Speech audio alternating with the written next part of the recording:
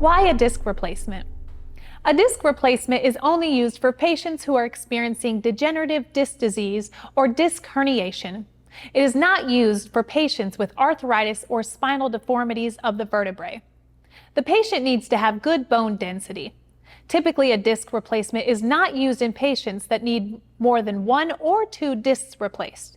Due to these requirements, not many patients fall into this category. This type of procedure removes the damaged disc and it replaces it with an artificial disc.